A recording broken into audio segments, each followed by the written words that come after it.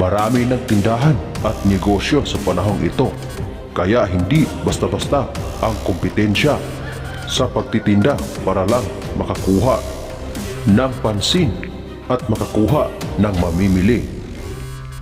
Yung iba ipopost sa kanilang Facebook page o di kaya sa kanilang Facebook groups para lang makakita at makakuha o makaakit ng customer. Kaya mahirap talaga makakuha ng customer. Gagastos ka pa ng load para lang maipost ang iyong mga paninda o mga produkto. Kaya ang iba ay gumagamit na ng mga pampaswerteng bagay, pampaswerteng kulay, pampaswerteng hayop at marami pang iba. Kaya sa videong ito ay gagamit tayo ng orasyon para lalakas ang benta at swertihin sa business. Gawin ito bago magbukas ng inyong tindahan sa umaga o sa iba pang negosyo. Unahan muna natin ng isang amanang, isa ba Ginoong Maria at isang sumasampalataya at isunod ang orasyong ito ng 3 beses.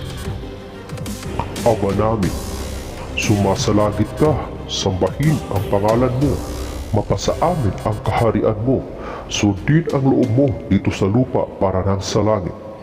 At bigyan mo kami ngayon ng aming kakanin sa araw-araw at patawarin mo kami sa aming mga sala para nang pagpapatawad namin sa mga nagkasala sa amin.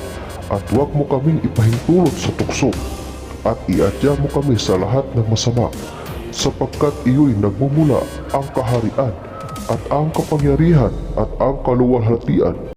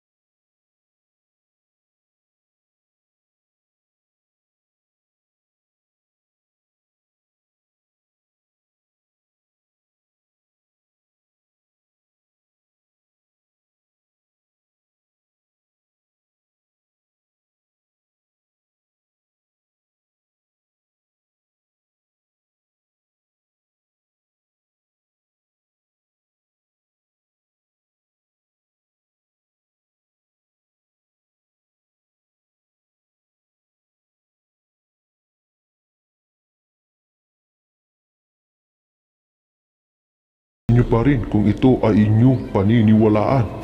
Nasa atin pa rin ang pasya, kaya kailangan pa rin nating magsipag at sabayan ng pagdarasal para tayo ay gabayan at swertihin sa ating buhay. Hanggang dito na lamang mga kapatid. Kung nagustuhan mo ang video ito, paki-like, share at mag-subscribe na rin. Hanggang sa susunod mga kapatid, maraming salamat sa panonood. God bless us all.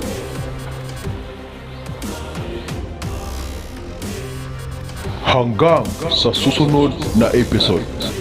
Ito pa rin ang inyong lingkod, kapangyarihan sa paniniwala.